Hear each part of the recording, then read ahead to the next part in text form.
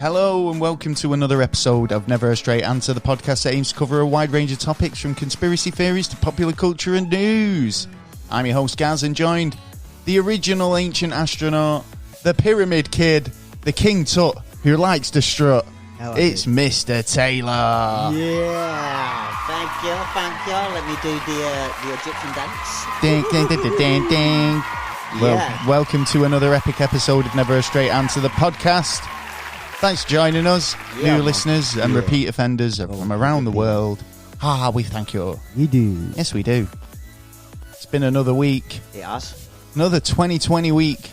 What else could go wrong?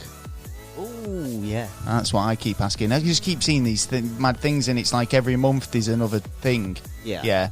And then it was like I was watching YouTube news, and it was like, damn, about to burst in China. And I was like, fucking hell, have they had a rotten year, haven't they? I mean, obviously we've all had a rotten year, but yeah, it's but like it's coming true about their history about every 60 years that something terrible something happens. terrible happens. Yeah, It yeah. seems like it's like it comes in freeze, doesn't it? Yeah. But yeah, it's one to watch that Maybe one not. because it's like it's like the biggest dam in the world. Yeah. I think it's not the one that James Bond jumps off, is it?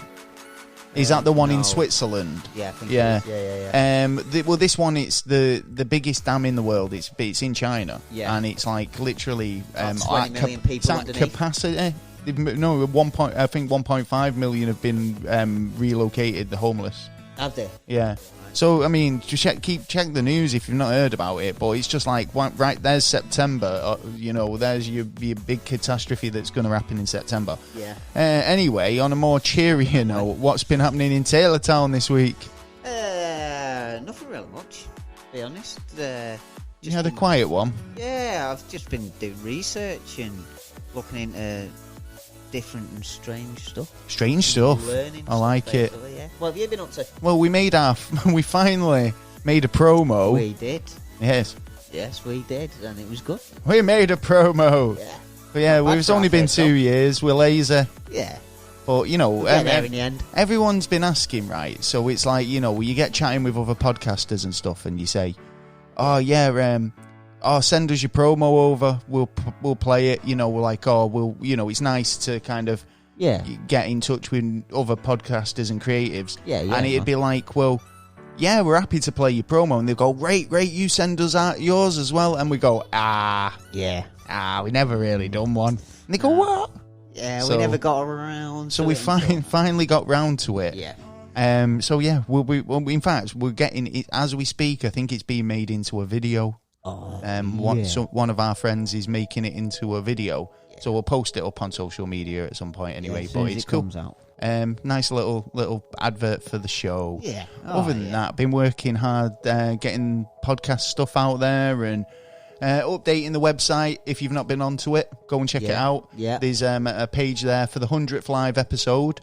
You can submit your questions for the episode there. Come along, it's not that long to go now. Yeah. So it's just getting organised for that because it's not long away now. Yeah. 3 weeks, I think it is. Got a lovely gift off one of the podcast friends, Liz Reader. Yes. She's an author, and she sent me basically sent us her sci-fi anthology, I suppose you can call it. It's called 51, the series. Very, very excited to read it. Yeah, it's huge, isn't it's it? like Yellow Pages. I said, you wrote all this. This is massive. That's good going. But she's saying it's all the books in one. But like, Hey, it's value for money then. well, tell you what, I'm going to start it next week. But what I'm going to say is, if you wanted to check out Lizzie's books, you can follow her. The link in the description. Yes, you There's can. going to be a few links in the description, but I'll clearly mark it up. Yeah. So don't worry. Yeah, you'll find it. Other than that, this week has absolutely flown by. Yeah, that's a bit fast, yeah. Getting a bit of a buzz in my ears. Yeah. That's not good. No, earwig. Yeah. Oh, do you know what's one thing that's been making me laugh this week? Right. What? I was talking to you about it last week, and I keep finding it hilarious. I keep picking it up and flicking through it and going, and it just brightens my day. Hey, what we're talking about? I found this book in the charity shop. Yeah. All right. I'm dropping You're it. looking for it. I've got it here. Oh, you got it there, right? I see. Throwing it all over the place. I found this book in the charity shop. Oh, right. It's Yeah, fucking- all right. Yeah. It's yeah. hilarious. Yeah. Oh. Right. It's It don't even need to be a fucking book, it's mate. it's three-time Oscar, and it won a winner. Yeah, Yes, I don't know if it's a winner or nominated. I don't think it's a winner of this, but it's a yeah, winner but of something it else. captured the heart of millions. It did. The story continues in the novelisation of Rocky 2. Holy smokes. Holy this shit. is like fucking... This is literature on another level. Yeah. And the best bit is, right, because this is what I was talking to Taylor about, like, you know, some books. Yeah. You can imagine books, the characters, the setting, and all the rest of it. But when it's like an adaptation of a movie, or when like they've turned a book into a movie, you start seeing the characters as they've been portrayed in the film. Yeah, because you don't actually Oh have to my look God. like this to wear this. Exactly, yeah. Well, this book, you read this book in a Sylvester Stallone which you did accent. Which you did. Yeah, you can't help it. Yeah. Yeah. And I mean, like, with Oscar Wilde wordplay, like, you know, I mean, like... What, do you want to give it a little blast? Go on. No, God, you want me to give you Go on, give it a little blasting, Rocket. Go on, I don't know, you know. I don't know, I can't do Rocky proper. Sounded like someone else, I can't remember. What, John Travolta? Yeah, that's it. It's just like, look at this. This is chapter 8's one page, right? And he basically page and a bit, right? And it's like, how are you feeling, Adrian? Do you feel excellent or just good? Let me try it. Okay. Hey, how are you feeling? I feel good. Do you feel excellent or just good? I feel very good. Why? I'm just wondering, do you feel very, very good or just regular good? Yeah, I feel very, very, very good. And this is written by Sylvester Stallone. Yeah. And he was on about his pals. And this is Oscar winning. Oscar winning film, not Oscar winning book. It cannot be. I can't even believe they even made a book of it. I can't believe it. It's hilarious. But I keep picking it up and I just keep going, oh, it's brightening my day a little bit. Do you know what I mean? Because I don't even read it from the beginning. I just flick through it. I find a page at random. And then just read it. And he's talking about his tiger leather jacket. Oh, my Or God. something. And it's Is there actually a story to it? I hit him. I hit Apollo 3 times in the face. And he uppercutted and connected. I went It's down like, a what the sack of fuck? shit. Come on, man. It's like that's the novelisation of Rocky, available in all good bookshops. And you know there's 1, 2, 3, 4. How many films did they make? Oh, yeah, well, 4. I don't count 5 or any others after that, Yeah, to but be they probably honest. wrote a book on it. They probably did, actually. Yeah. You probably find it in all good bookshops. The cat's coming to say... So, yeah, went on a long bike ride. Saw some friends as well yesterday, which was nice. And other than that, Marvel Agents of S.H.I.E.L.'s finished. Has it? Yeah, really enjoyed it, the last episode. I think this series has been a bit out there. If you've been into it, watched it at all. Now it's over, you can probably feel more comfortable binge watching it, feeling like, well, at least I know it's not going to end abruptly. You can watch it confident knowing there's an end. Do you know what I mean? Because I do hate that about series. When it's like they cut it off when they go, no, we're cancelling it. Yeah, oh yeah, that does me in. That really grinds my gears. Especially something you get right into. Yeah, totally. I mean, they do it all the time. Last Man on Earth was amazing as far as I thought. I thought it was comedy gold, to be honest. And it was like, no, just going to axe it. No sort of explanation. Leave you on a cliffhanger. Yeah. And not even like just give them 2 more episodes to wrap stuff up. I feel like I'm being robbed. They've taken me money and now they fucking scam. Well, they put. It's more of my time. I'm investing time into watching a series every week. Yeah, and it gets to the point where you've put a few seasons in. Yeah, you put your effort in. The story's kind of developed and the characters, you begin to kind of like the characters and love the characters. And then all of a sudden it's like, fuck you, we're not even going to give you a next explanation. Yeah, do you know what I mean? Tell us something like something's just going to happen in the middle of nowhere and go, boom, everything's gone. Yeah. Well, like I say, 100th episode coming up. Yes. And we've been asking you to send us your art, your fan art. Oh yeah, we like a little fan art. I'm going to say that in a non-Mancunian accent because I sound fan art. If you've got any fan artwork, that we can feature in the gallery.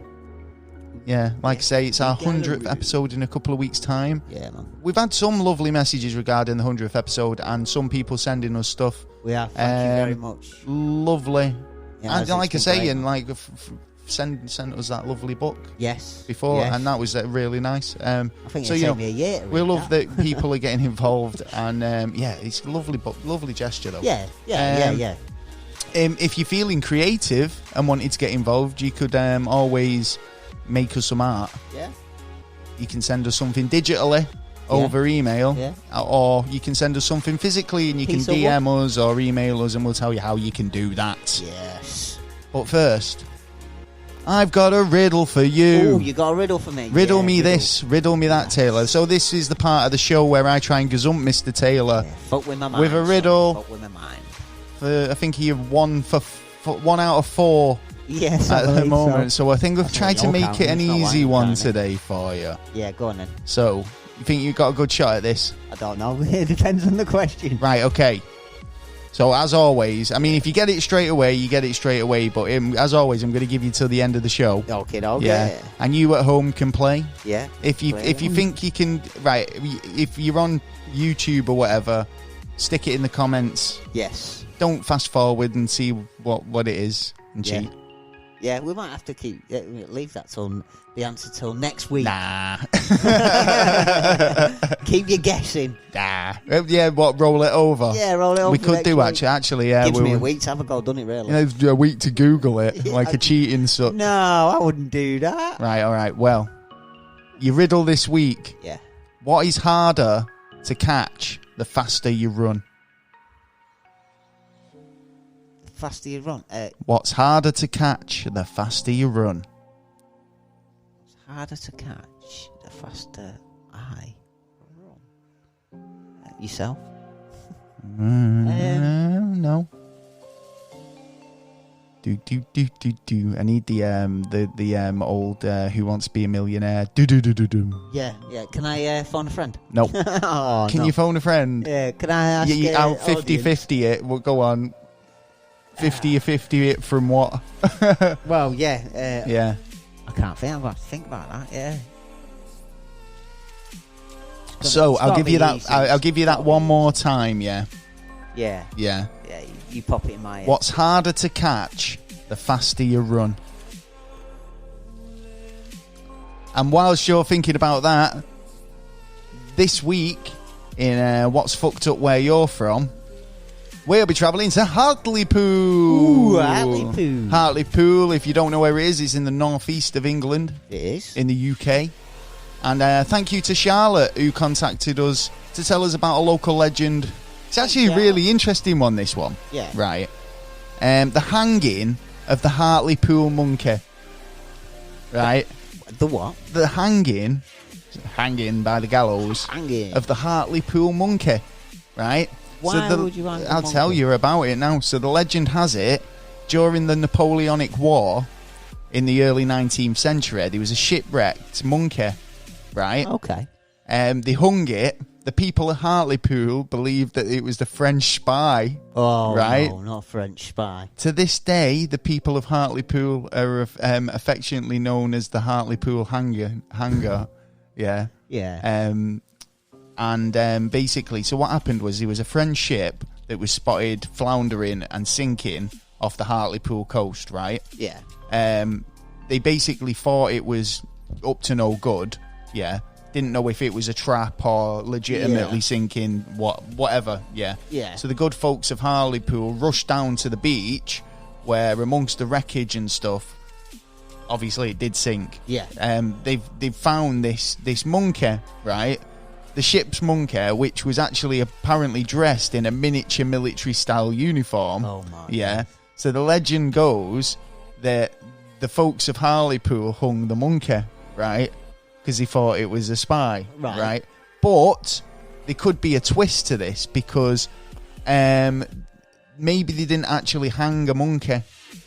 Oh, what are you saying? There's a midget or something? Well, back in the day, small boys were employed on warships, yeah. Oh, cabin boys and stuff. Well, yeah, well, they were basically, a lot of the time, they were there to prime the cannons with gunpowder, right? So they ended up becoming powder monkeys, right? That's the term for these kids. Okay. Right? Okay. So when this legend's obviously come out, the monkey, right? Maybe it's a misinterpretation, right? And it wasn't a monkey that got hung, it was actually a child. Right? Well, that's a bit more It's sick, dark, isn't it? Yeah. Well, either way you look at it, they rather killed an animal or a kid. Yeah, but you prefer him to kill a monkey than the kid. Well, no, just keep conjuring up had that little option, monkey, that you've little got an capuchin monkey from Pirates of the Caribbean, just looking up at me, they're cute, Well, I'd rather hang that than a fucking smoking a kid. menthol. Well, yeah. But if you had an alternative, the alternative would have to be the monkey. What would no? Well, yeah, obviously it's a child. But yeah, you might have a thing there actually. Well, yeah, that's a good call. Well, the ancient coastline town of Hartlepool, located, as I say, in the northeast, it was once home to an Anglo-Saxon monastery, which was destroyed by Viking raiders. Yeah. And it remains the remains of the monastery are found during an excavation. Yeah. And they're there to this day. They reckon it's St. Hilda's Church is also a site where Hartlepool's famous. Oh, yeah, so there's some ghost sightings over, there. But actually, I think the excavation site was near this church, but there's been hauntings and stuff around the church anyway. Right. But now they kind of might be attributing them to this Anglo-Saxon monastery they've unearthed. Ah, right. There. Okay. Yeah. It isn't quite clear from the accounts of the Grey Lady. You reckon that they keep seeing the infamous Grey Lady. Everyone's got a Grey Lady or a White Lady. Or Grey Ladies. Though it seems to be like the go-to. I don't know, to be honest. Every area's got a Grey Lady. You've got a white grey, a black lady, or a lady in red. Fucking lady in red. Never seen you looking so lovely as you did tonight. Grey Lady. I know, yeah. Karaoke night, innit? We do duets on a weekend. We'll be down the karaoke bar. Oh yes. So it isn't quite clear from the local encounters of the Grey Lady who she was. Yeah. But some stories say that she was the ghost of a nun who fell in love with a friar at the monastery. Right. And afraid of eventually getting discovered, they killed themselves. The nun killed herself. Oh. In a fit of the friar was murdered and she killed herself in a fit of grief. That's the story. I see. Also, the Black Arms pub is one of the oldest pubs in Hartlepool, and it was originally built with a three adjoining cottages in the 1760s and became a public house in the 1820s. So, the Blacksmith Arms is alleged to have its own restaurant poltergeist, or resident poltergeist even. Passes the salt if you need some. What? Passes the salt if you need some. Yeah, pass you. He does a spot of waitering and pot washing. Yeah, maybe on the weekend. Maybe pot smashing. Yeah, turn the tables upside down and that. So, what was it? Yeah, one of the windows in the pub overlooks a local churchyard. Yeah. And it said that this window is usually the window where basically they see there's been kind of spirits and sightings. Yeah. So yeah, apparently it's one of the most haunted locations in Hartlepool. All right. Well, if you're in Hartlepool, go and have a little look. The Blacksmith Arms. Yeah, if you get down there. Take a picture of something. So yeah, if you've got something a bit messed up in your area, you will have, and you want us to have a look into it, we will do. Exactly. Yeah, get on to us. Anything creepy, urban legends, poltergeists, any sort of like crazy activity going on, get involved. Better. Cheers, Charlotte, for getting involved this week, and Great you call. Can too. Just email us at neverstraightanswer@gmail.com. Job's a good one, motherfucker. It is. Indeed.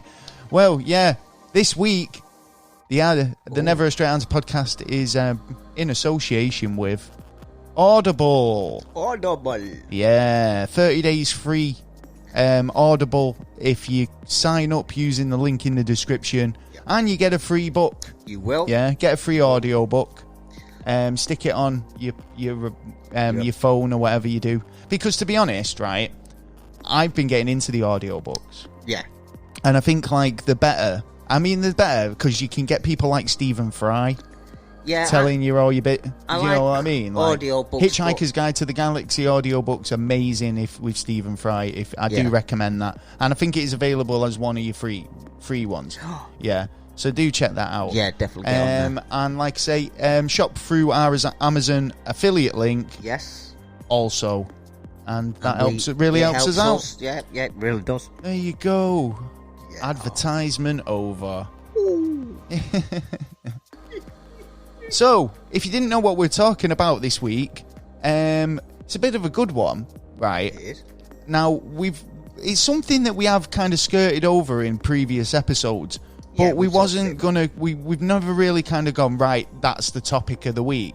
It's always ever cropped up in other parts of kind of other topics.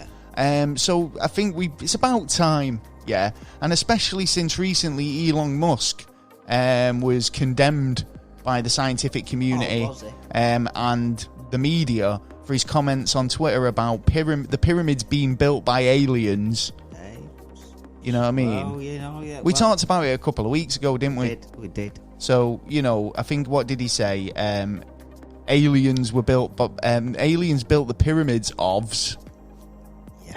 Well, that's pissed a few people off. Just a little bit. To be fair, there are a few places on Earth that people have claimed to be built by aliens. Stonehenge, Easter Island, the pyramids, obviously, Great Pyramids of Giza. But they have no other answers. Well, it seems that, we don't get the credit for anything, us humans. Oh, we do. All global warming. Oh, yeah, and other good shit stuff. Yeah. It was like, taking money but anything good built, I'll be like, nah. Humans didn't make that.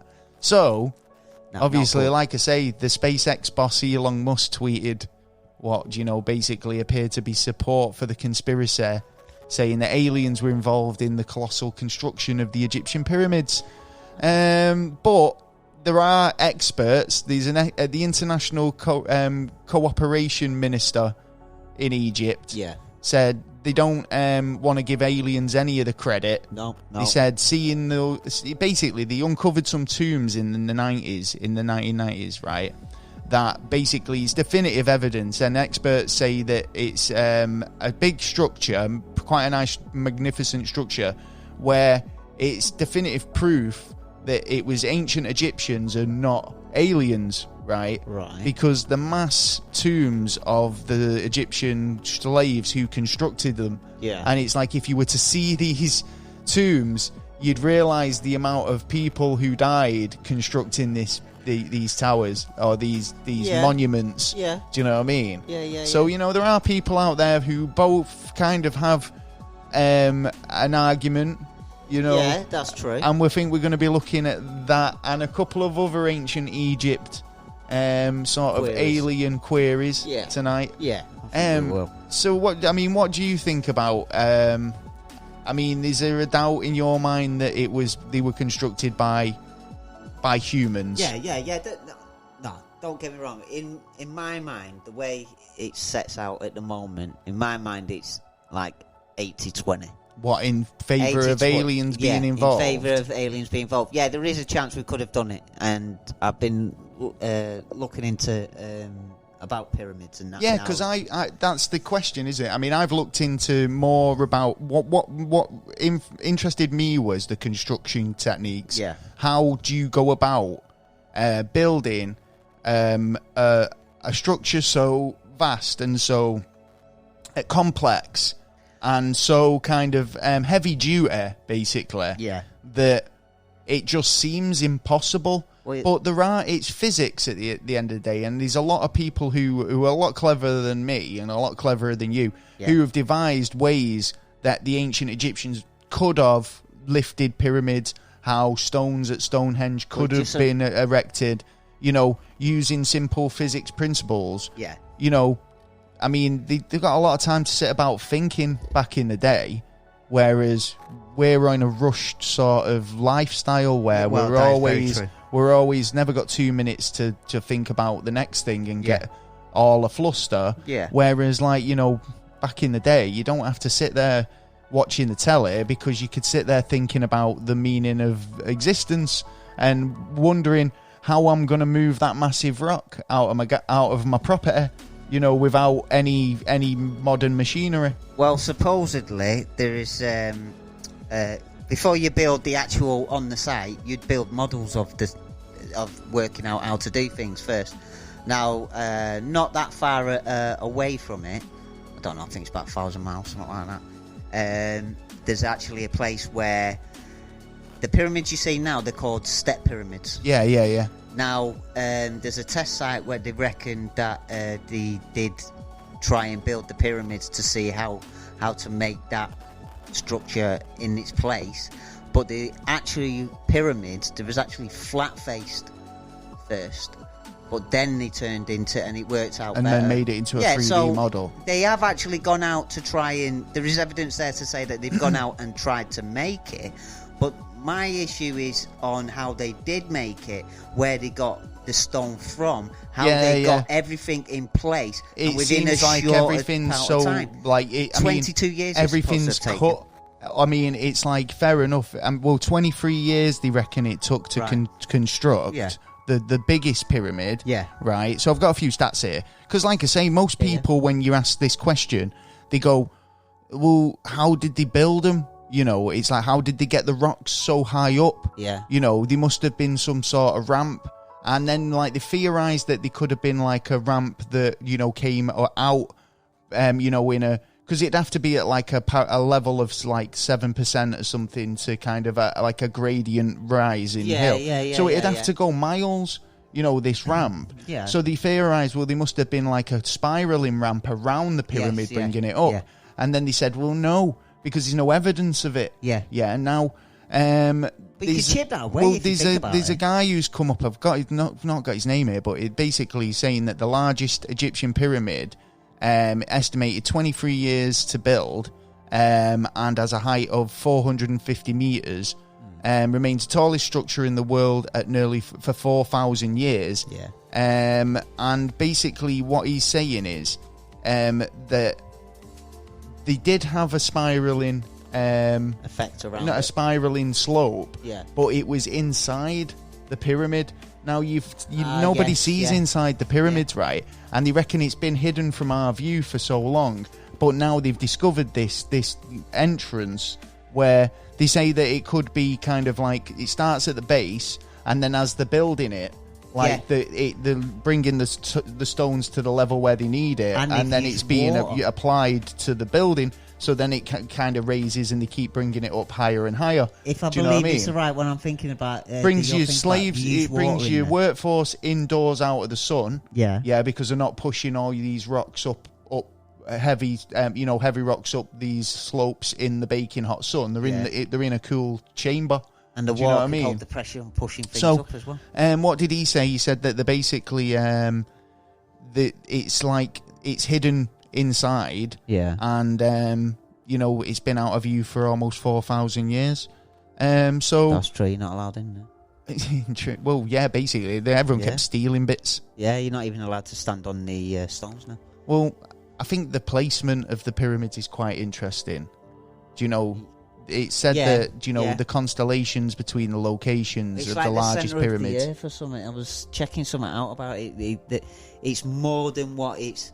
What we found out about it already. I mean, like on ley lines and stuff like that. It's more of like a centralization for the world. Like a sort of like a starting like Greenwich. Well, it's actually sort of like that. I've been there for another been to the centre of the world. Yeah.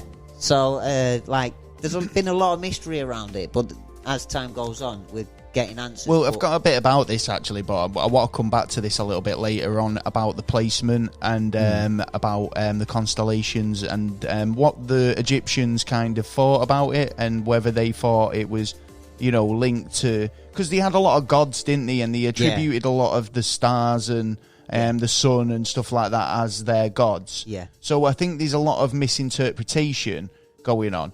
But like I say, this is where I want to talk about now, because we were talking about kind of like when aliens are kind of attributed to building the pyramids, it's like you start thinking about this ancient astronaut theory Yeah. Yeah. And if you've ever watched Ancient Aliens, it's their bread and butter. Yeah. Yeah, it's basically, as ancient alien theorists would believe. They've even got books out on We it. turn that into a drinking game, actually. If you're ever watching Ancient Aliens, right, have a pint or something next to you.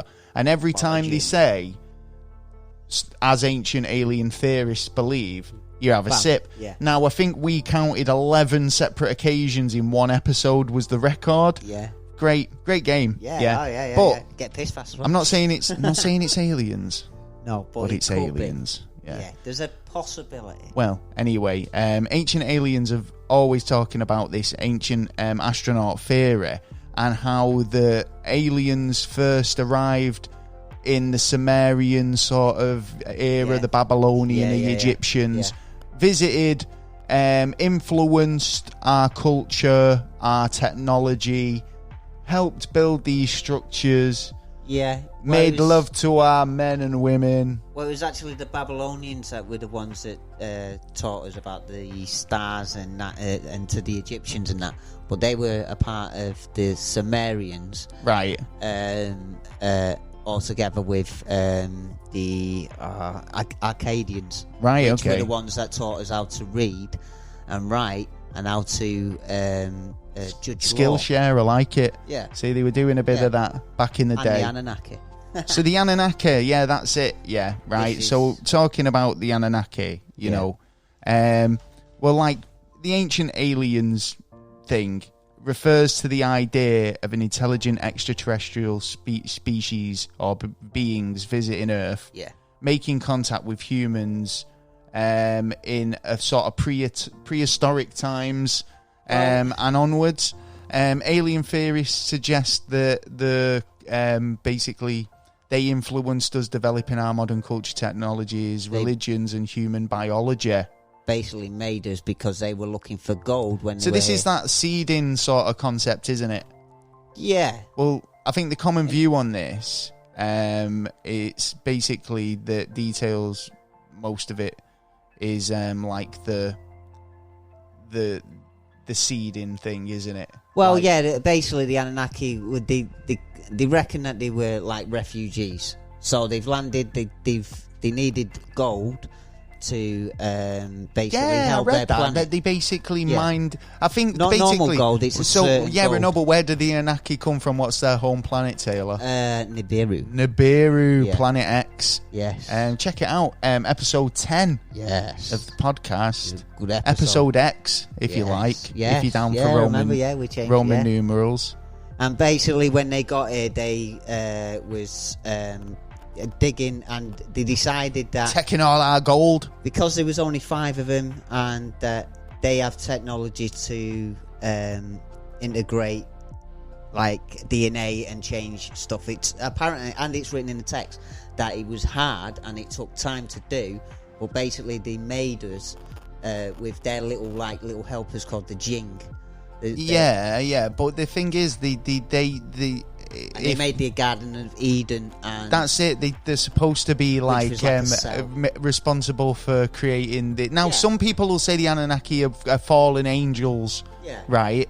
So these stories that talk about the Anunnaki as if they're religious icons, divine. Yeah, they've always been put. They were angels, or in Egypt now, or some sort of like messengers from God, right? Yeah. Who were there to kind of guide us and stuff. These ancient alien theorists who suggest that they were here to, as you say, refugees, but they had technologies and ideas and knowledge that they were able to impart. Then there's the other principle of that we just did it ourselves and we were kind of just clever. Yeah. Now I think that the idea does sound dumb, but don't forget it's the oldest text. Now the thing is, the fact that the ancient Egyptians, like I said earlier, they had a lot of gods, right? It was like I think what was the sun? The sun, was it Osiris or Isis? It was one of them, I think it was Isis, I think it was the first when the king with the big head. They all get the long. That was Isis, I think. I thought that was. I'm bad with the names on these, to be honest. Well, either way, right? I well, think basically, that he got rid of all the gods and brought up one god, and the only god was the sun. Yeah, I know, but even this is a point I'm making, because even that was like winged, right? Yeah. So like it was like they attribute stuff that was up in the sky, in the heavens, or anything that came down from the heavens as divine, right? Yeah. So they've seen, so potentially they've seen a ship, coming down from the heavens. Yeah, right? they've definitely got. They don't even know how to do flight. Yeah, they don't. They're just barely fucking like skimming fucking stones and working out what what a fire is. Oh yeah. And Anunnaki is them from above. That's what it means. Yeah. So it's like they've come down and they've automatically gone religious. The gods. Yeah. Yeah. Now, I mean, what's a god? In terms of like somebody, is it somebody who's more supreme than you? Is it somebody who's like has information that you don't? Is it a case of that?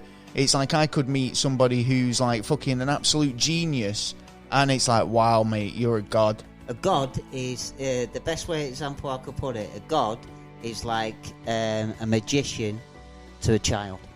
Yeah, exactly. Yeah, it's an illusion. It's basically being able to impress, and he's got like power and knowledge, a creation, be able to create something out of nothing and impress you. Yeah, totally. So it's like, well, these guys have come down with knowledge. Yeah, right, and potentially, right, if you believe this. There was arguments. There was 5 of them, and then 3 of them went back after we were developed. We dig the gold. Then one of them was like a scientist, and the other one was like a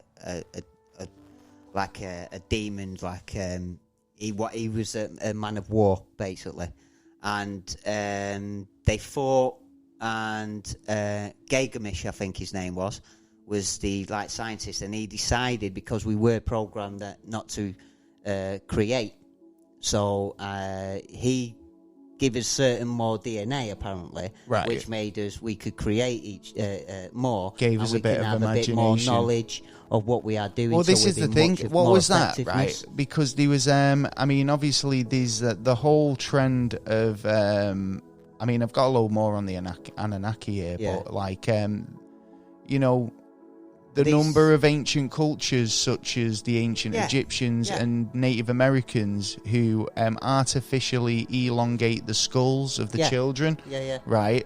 There's been, but these loads ain't been done by rope. But there've been loads of like skulls that have been found, elongated skulls.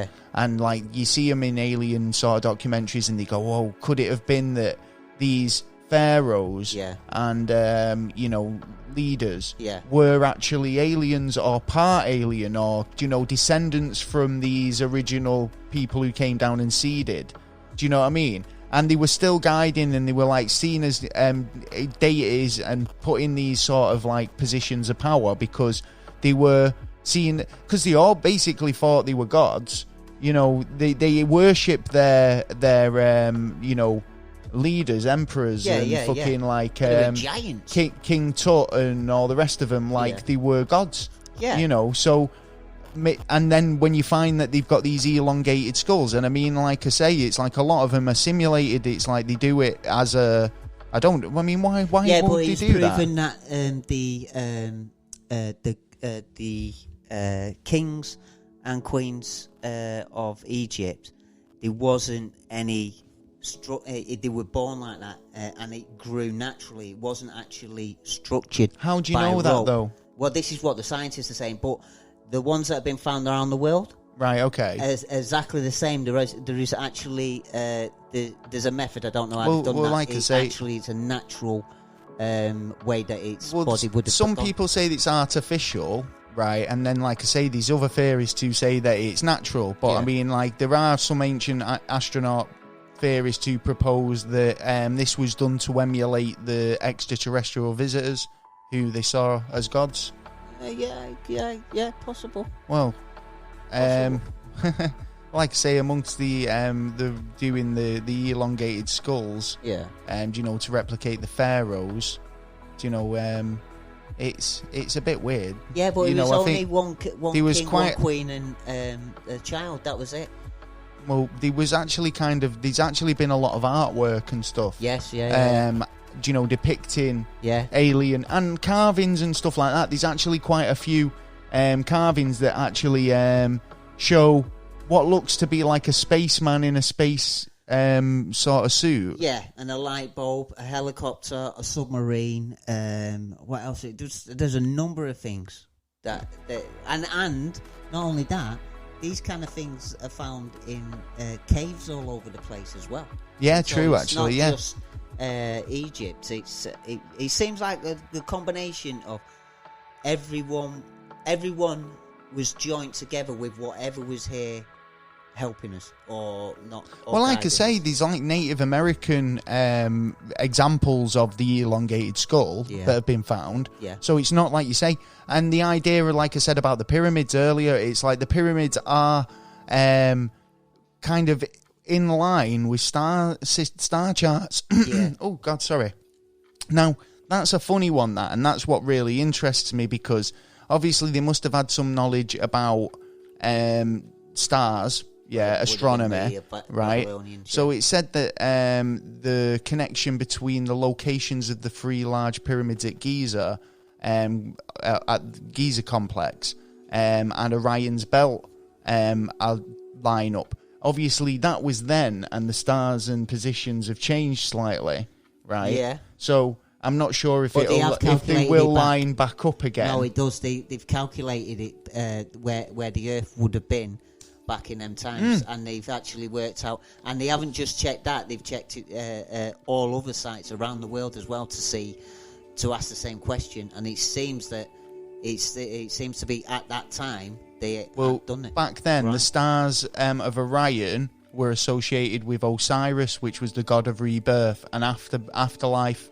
By the ancient Egyptians. Depending on the version of the theory, additional pyramids can be included to complete the picture of Orion's, the Orion constellation. Yeah. And the Nile River can be included to match with the Milky Way. So there you go. But the thing that fascinates me, is that like the pyramids in is it Chile? These pyramids, other pyramids, where they're basically set out virtually the same as the pyramids at Giza, and they're supposed to be in the same sort of pattern to match up with the constellations. And it makes me think, well, how the hell did they get that information across from these continent when it wasn't easy to get, this type of... It wasn't easy to get information to travel. Yeah, it'd take you fucking years. It'd take about 20 years to get I'm going on a boat ride. Maybe some time. Yeah, you couldn't do 911, could you? Oh, fuck's sake, man. Where have I got to go? What have I got to tell him? Yeah. And then by the time you get there, it's like... Too late. I've got to go back. I did it the other day. I went to the shop and I went, I forgot my money. Yeah, well, think about it. In your lifetime, you'll probably do it. You'll probably send a message 3 times, because by the time you get there, you're like middle-aged. Then you're getting fucking a bit more older. Well, and you a bit just more think older. back in them days. By the time you've delivered your message, you may as well think, I may as well retire here. Yeah.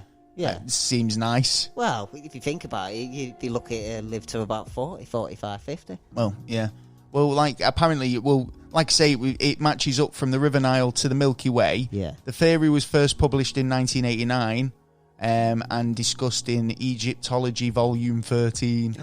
It was the subject of the bestseller, The Orion Mystery, back in 1994 as well. See, because they believe a lot of the gods for Egypt come from Sirius.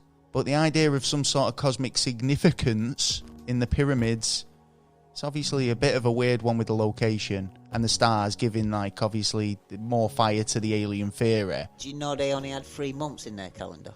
3 months? They only had 3 months, because of the Nile.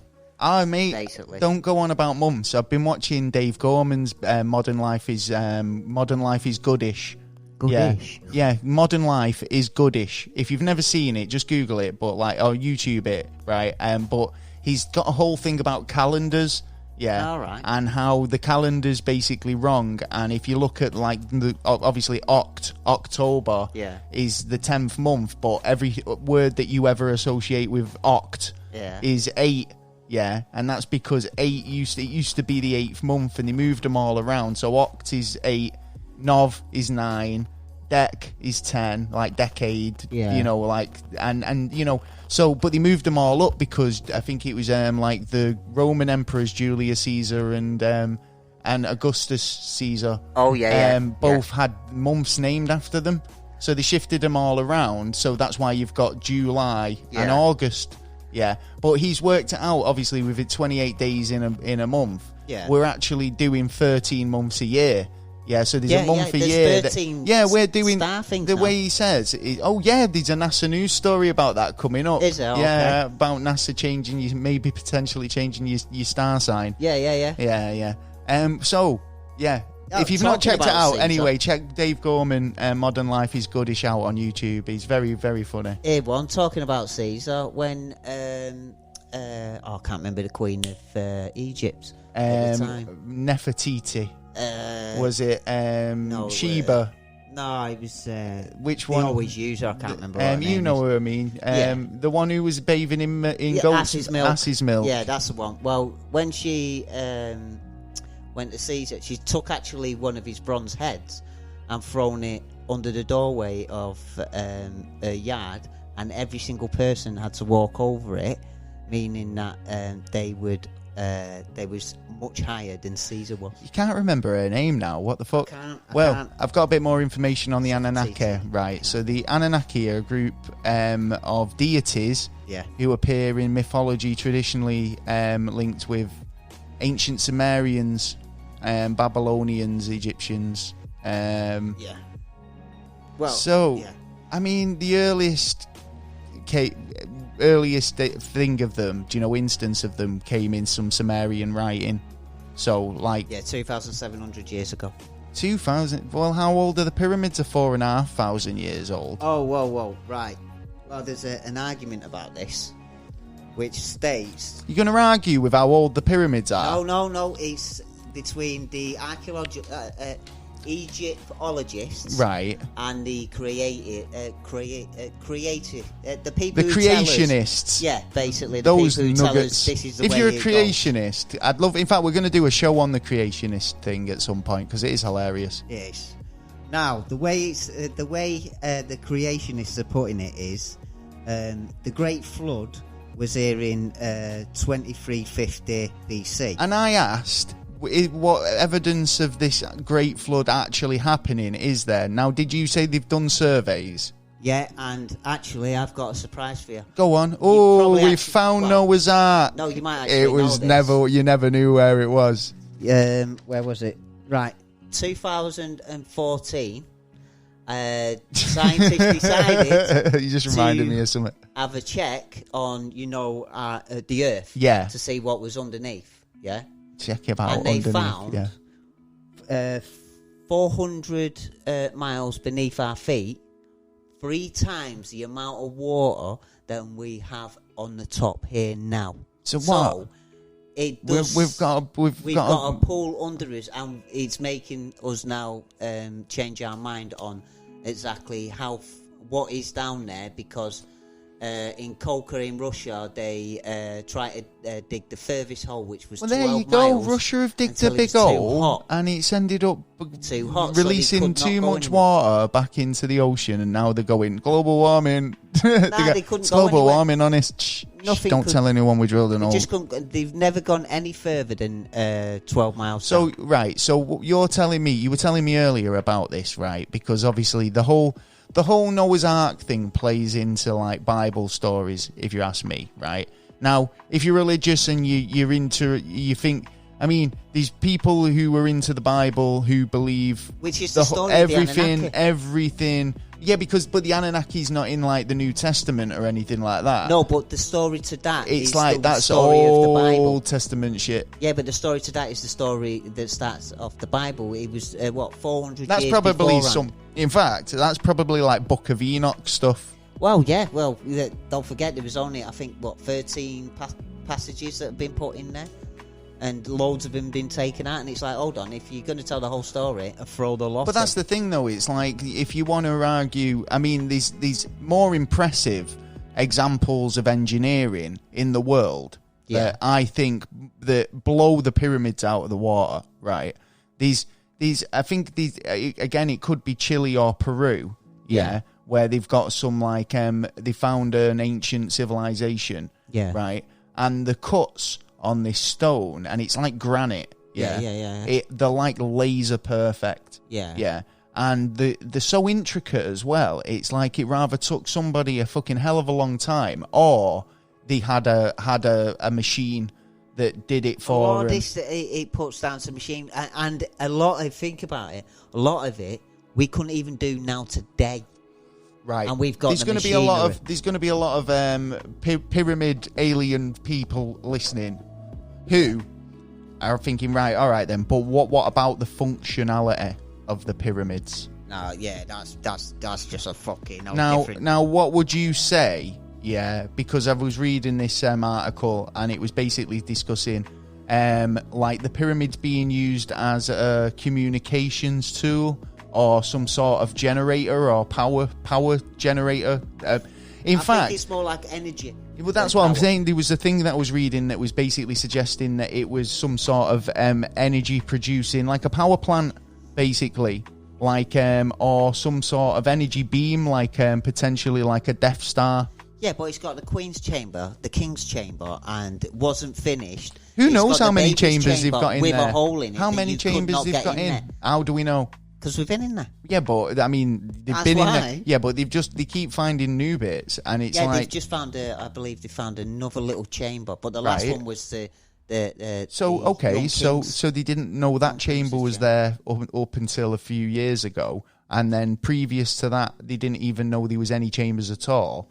So it's like, who knows what they'll find tomorrow? Oh, yeah. In fact, I think there's a lot of discussion to say that the Sphinx is connected somehow, and that's not even been. They reckon there's more to that underneath the sand that could be excavated. Well, this is the thing. Now, you were talking about water damage the last time we talked about that. Yeah. Right. Well, this is the thing about the Great Flood. Well, now, this is it. Actually, there is some signs because, like I said, just to go over that a little bit.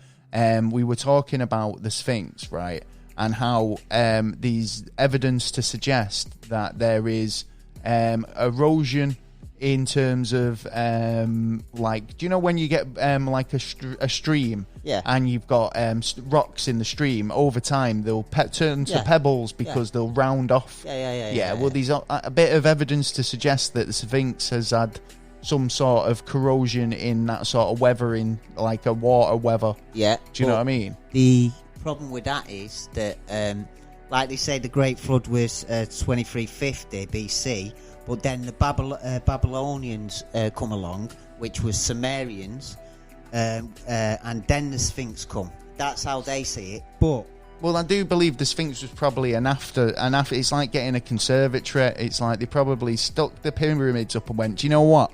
Be really nice if we had a bit of a lawn feature.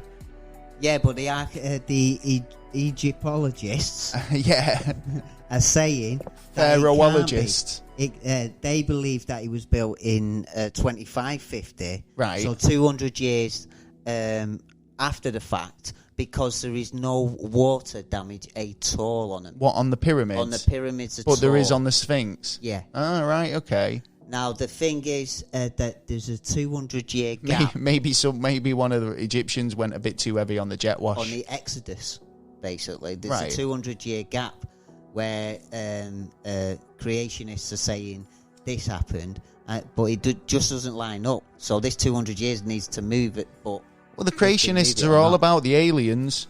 Well, as well. So, you know, you know, the creationists might be on. I mean, they might be on the same wavelength in terms of thinking as the ancient alien theorists. Yeah. I mean, I think, to be honest, it's like there is some sort of. It wouldn't surprise me, right? Because all of the naivety, right? Because if you think about ancient civilizations, right, quite modest, quite living the simple lives, right, thinking about stuff, watching birds fly, right, having a lovely time, right? Probably not all that lovely. Having a cracker. Right. And all of a sudden something descends from the sky. I think I can believe that civilization would interpret that as a being from the heavens, as a god, somebody they'd pay attention to. And then if they had knowledge that you didn't have, then you'd revere them. Yeah, you'd feel like they were a cut above you, and I totally buy all that, right? The idea that these structures were built, and they're so impressive and so grand, that you could get something like that built in 25 years, and, you know, they didn't have some sort of help. Maybe they didn't. Maybe that it was something that we just did off our own backs. Maybe the two are totally unrelated. Or maybe we built that as a bit of a monument to these gods, you know, who came down once. We never saw him again. But we always prayed to him because we knew they'd come down. I don't know. I mean, it's so theoretical. Well, yeah, I mean, if you're thinking about the creation of Summit and if we could do it or not, what about these stones that weigh like fucking 500 kilos and that? They're like, fuck, massive. Well, absolutely massive. And you could not move them, but they've been moved into positions where it is so kind of like structurally. I mean, architects would probably. I mean, this is it. These architects who dedicate their lives to kind of understanding how these ancient civilizations used tools and used crude, rudimentary cranes and pulleys and stuff like that. But it's like so mind. I mean, like I said, I mean, during the research for this, I came across a video. I'd seen it before, but it was a guy who was he was basically trying to build Stonehenge with no tools or anything like that, and he does a physics trick that basically winches itself up, right, and then he just like balances it into position, right, and he does it on his own, right, with a bit of rope and weight and physics. It's crazy. I'll try and link that up as well. There's so many to link up. I'll tell you a little fact that a lot of people don't know about Stonehenge. Stonehenge was made up over two stones. There was originally two stones that was originally there. Yeah, and the other stones were actually put there afterwards. Well, maybe that was a thing. It was like, you know, they saw that place as a spiritual place, and they thought, right, we're going to enhance this and make it a bit more of an event space. Yeah. Do you know what I mean? It seems to line up with like the sun and all that. And I think there was I think when Stonehenge was in its heyday, there was a bit more to it. I think there was you know, I think it's deteriorated over the years, and obviously National Trust are keeping it as is now, aren't they? Slightly apocalypse and that. I think the number of ancient cultures, such as the ancient Egyptians, you know, that you know, do these things, like the elongated skulls, the worshipping of you know, cats and you know, strange. They've got some strange things they worship, right? Yeah. So I mean, it's like cats, the sun, and what appear to be alien-esque figures, because it's like there's a lot, like I say, there's a lot of artwork and stuff that suggests that these guys were in control.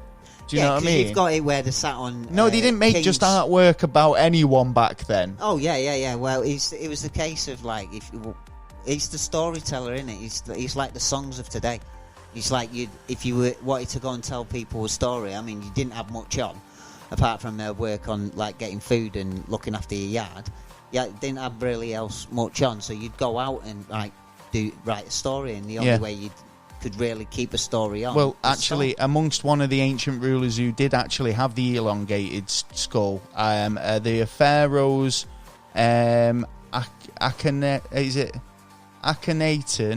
and Nefertiti. Yes, they're the ones. It's been pointed out that grey aliens are very similar. Yeah. And that many alien abductions have basically described these aliens as being exactly like that, I suppose, like in that description. He did disappear which they said he disappeared to the sky every now and again for a few days and come back. In fact, there is one story that I think we're going to cover as a single episode because it is so kind of involved. Yeah, okay. And we're going to be running out of time.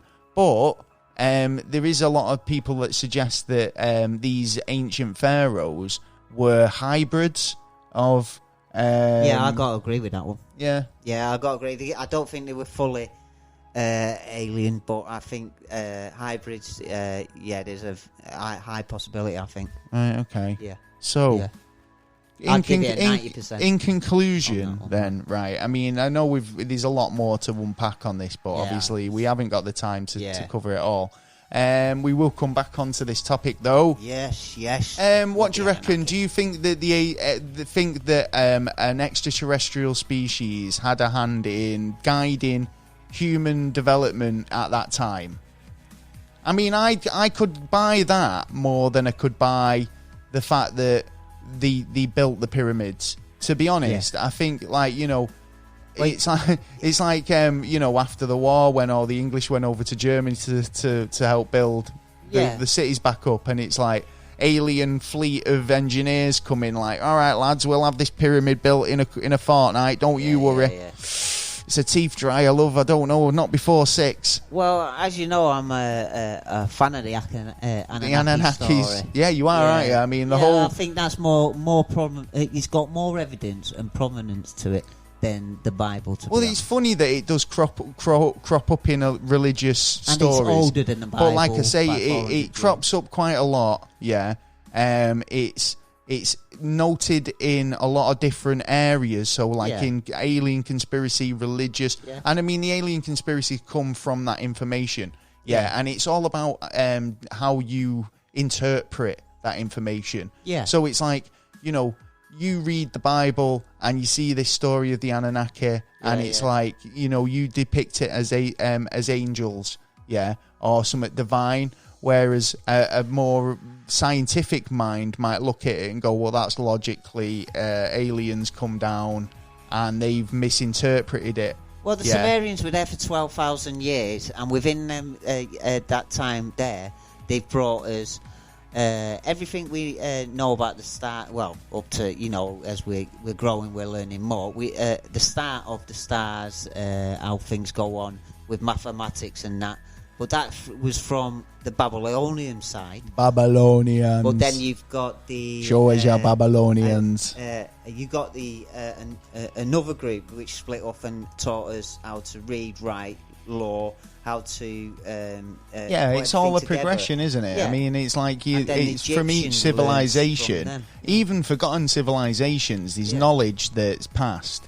I mean, it's been proven that, like, even in cultures that don't have really much language, they have a language, and that knowledge is still passed on. Well, yeah, but do you know what I mean? Like the flood tablets, which that's contradictory. They don't have a language, but they do. But I mean, I mean is they didn't at the beginning, but they learned to grow, and they had massive cities. I mean, massive. I think sometimes it's just instinctual as well, isn't it?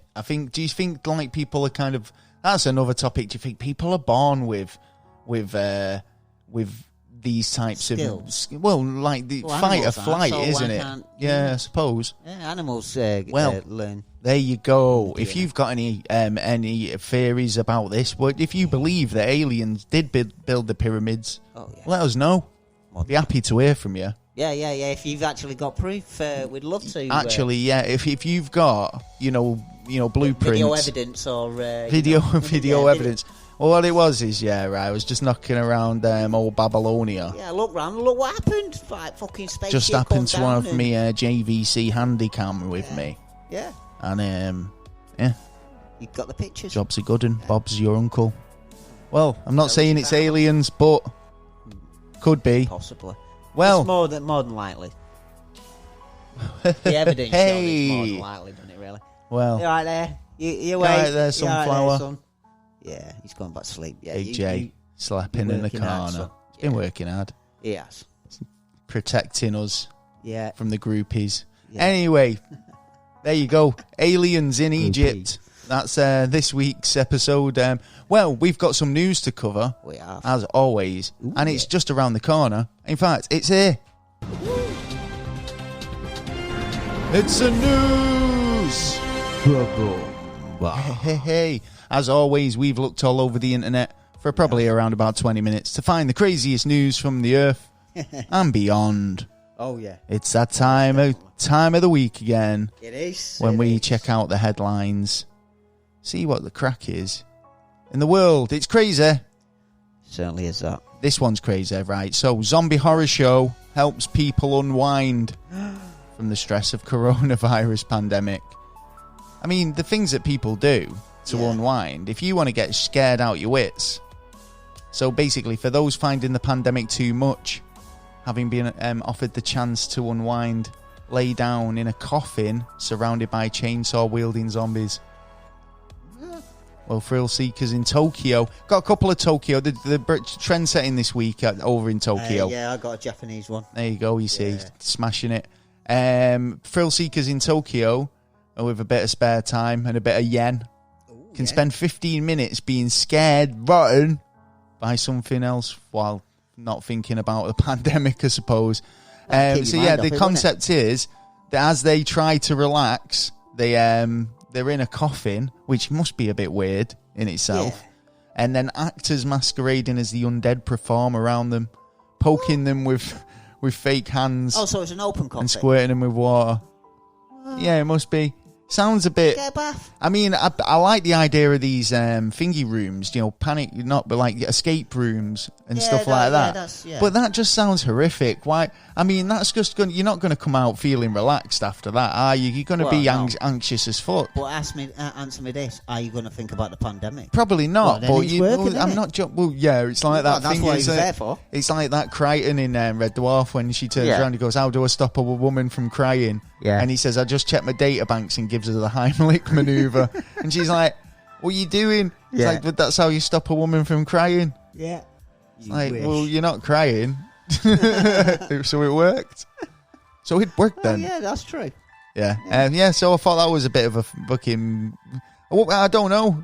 How would you like it? Would you like to be poked by zombies? No. Rather to unwind? I'd bite him. I'd literally bite him. I'd kick off me. I really would. I felt a bit anxious yesterday. Yeah, because it was... See, zombie? Well, I might have been all right with zombies. Oh, right. It was just fucking... Right, because I've not been out doing much. And obviously most people will feel the same way. Yeah. They've been... for a long time you were told to stay in the house. Yeah. And then all of a sudden you're all right to go out, sort of. Yeah. Yeah, but you've got to take all these precautions, right? Yeah, like wearing fucking masks and all the whatnot. Yeah, right? but that's not for you. No, I'm not. No, I totally agree. Whatever, take the precautions. I'm not thinking. But it's like when you're like, right, well, I'm going out, but I'm not just going on the little walk. I'm going on a bit of a day out. Yeah. Yeah. It's like just started feeling a bit anxious about leaving the house. Maybe it's just me. If anyone else is feeling like that, let me know. Cause I think a lot of people are feeling like that. I was like, ooh. As soon as I got out, it was sweet, but it was like one of them where it was like, I'll go in 10 minutes. Yeah. Oh, should I go? Nah, I don't know if I should go. I'll go. Go. Need to go out. You do. Yeah. So get some vitamin D. Talking about someone else who went out. Oh, he went out for a little waddle. Oh. Police pick up a penguin. Oh, what? Chocolate one? No, proper penguin. He was waddling around the road. What the fuck? Who's got a penguin? So who'd you call when you find a penguin waddling down a rural road? RSPCA? So that's who I would have, but normally, fucking hell. Oh no, actually, it'd be the bird one, won't it? What? PB, is it? Well, the police who found him have decided to call him Popo. Oh, mint. Are they keeping him as well? Popo the penguin. Yes. Getting Popo. Yeah, he's basically he was plodding around the village and basically in Nottingham last weekend. Right. So he managed to escape from a nearby farm and wildlife centre. I was going to say, what farm in Norwich has got in Nottingham has got penguins? Yeah.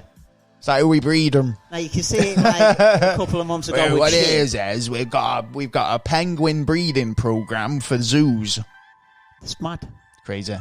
Mad. Well, they managed to catch Popo. And the Popo caught the Popo. Popo caught Popo. So, yeah. And so I think it's all gone popo.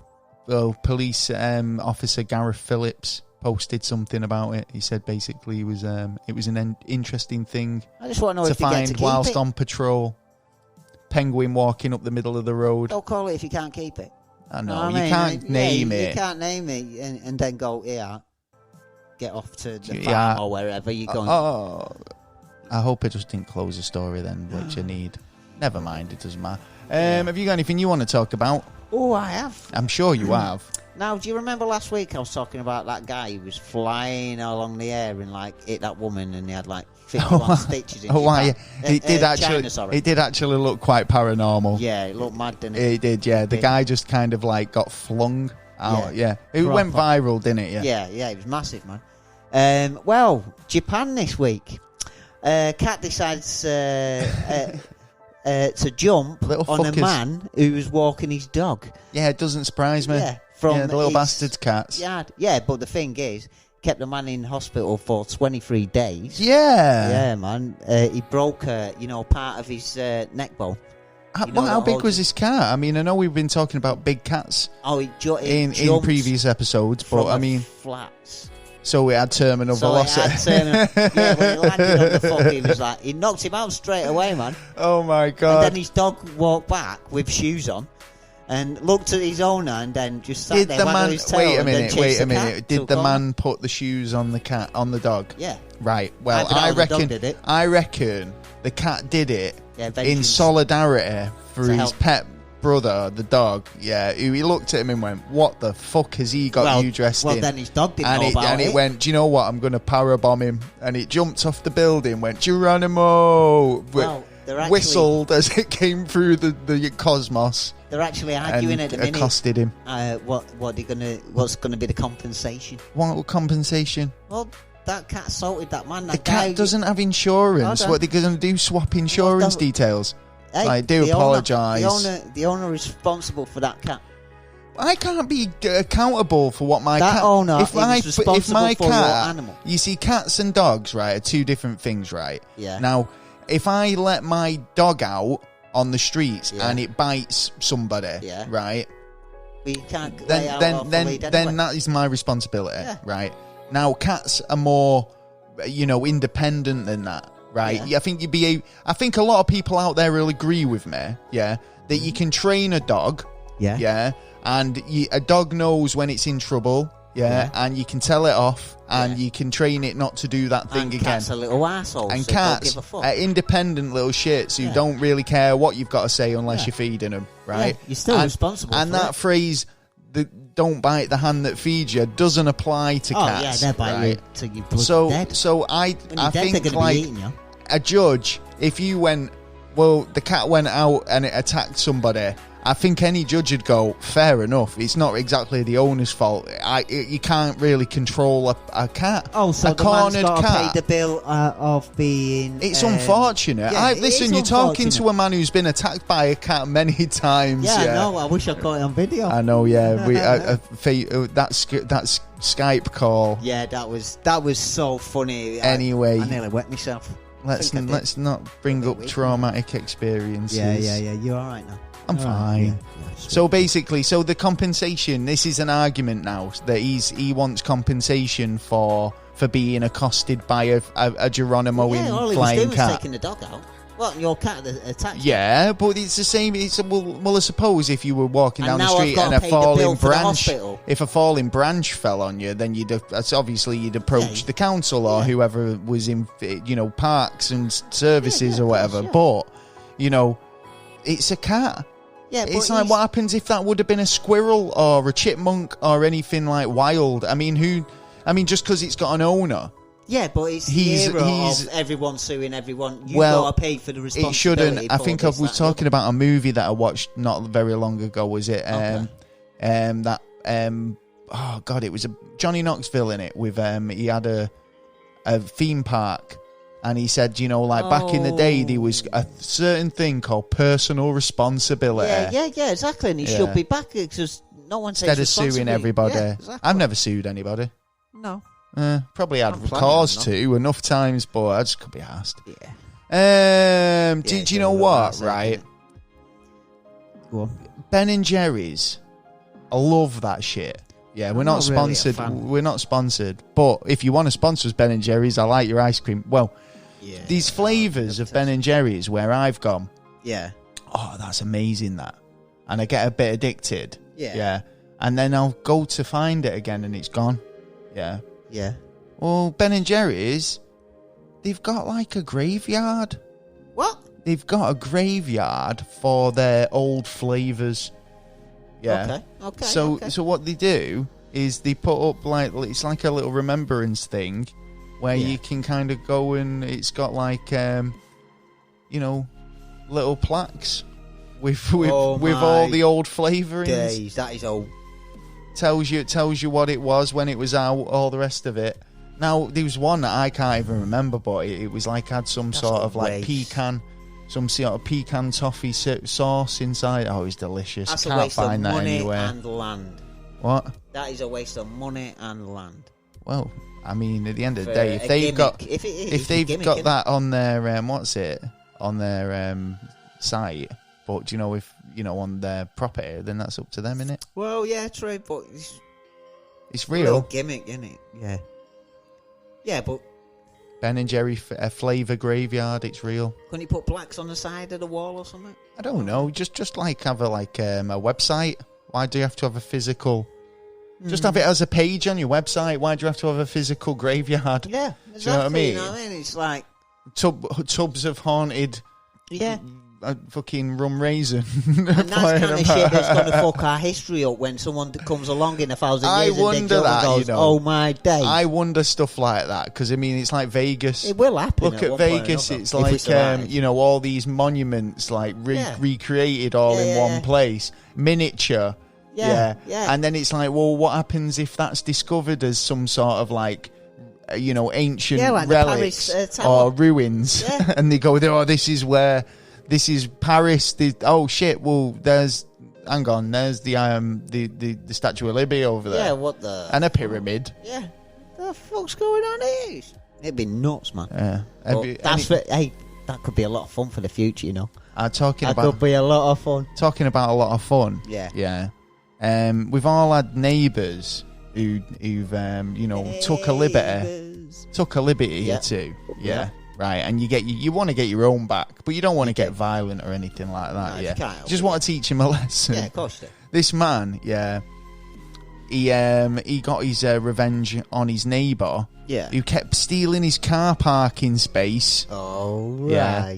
So this woman, she'd stole Toby Bailey's car parking space a number of times. He came home to find he had nowhere to park, so he came up with an incredible way to make sure she couldn't make the same mistake again. Oh, go on, I like this. It is a funny one, this. So he shrink wrapped a car. Her car? Yeah. So if you've seen, if you ever worked in a warehouse or a packing bay or anything like that, they do pallet shrinking, don't they? So they get big rolls of shrink wrap. Yeah. And it comes on a big roll, but it's like it's dead sticky, right? So let's turn it round.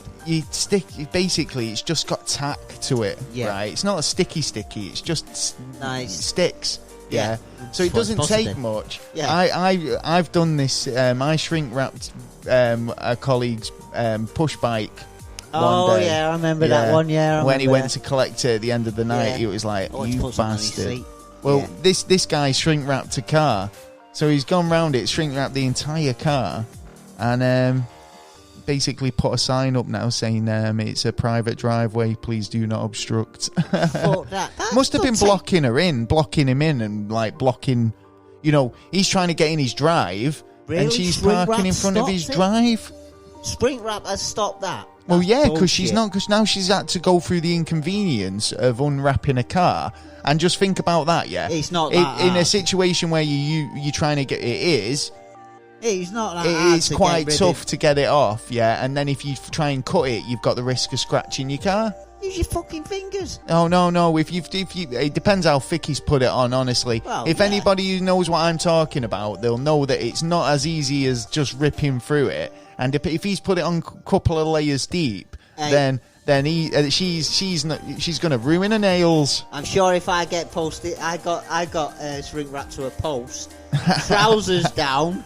Oh God! And I got out of that fucker easy enough. Well, I think they made it easier on you, and you had incentive there on that one. Well, yeah, I did. Have you got anything else you want to talk about tonight? Yeah, apart from your dodgy nights out.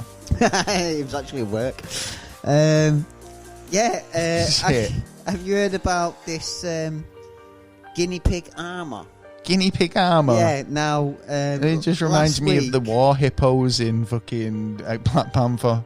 Well, there was a guinea pig armour war for rhinos. sale, and someone bidded the first bid of like 300 quid. And is this about dressing your pets up again? Yeah. 156 people bidded on eBay for it. How much do you reckon it come up to? $2,500. Nearly. Go on. 24,300 pounds. That's $2,500. It's a bit more. All right. It went crazy. I round up.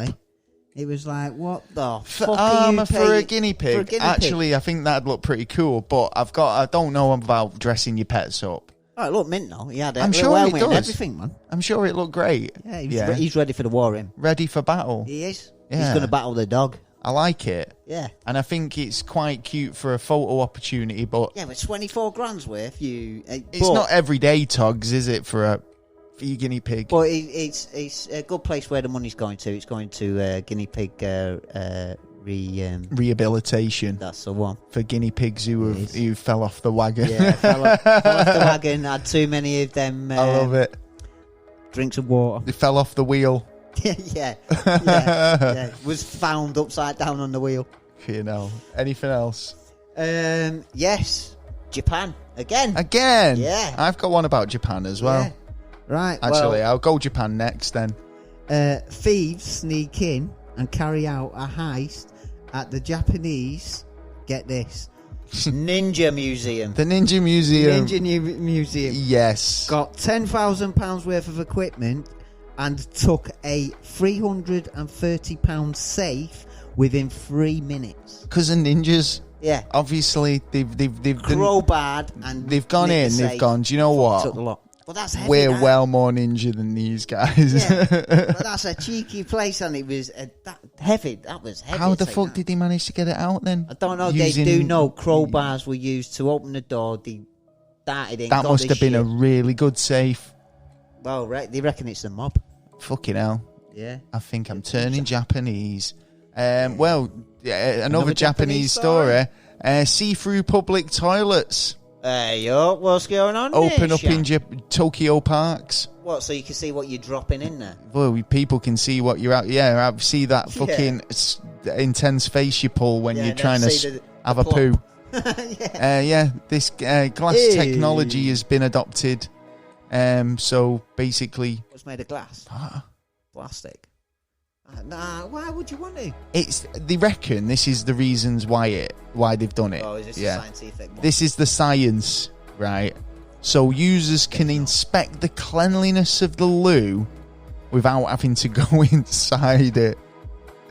What? That's the reasoning. That's why you got a brush. You use the brush. Well, you just kind of open the door, look in and go, ew, like anyone else.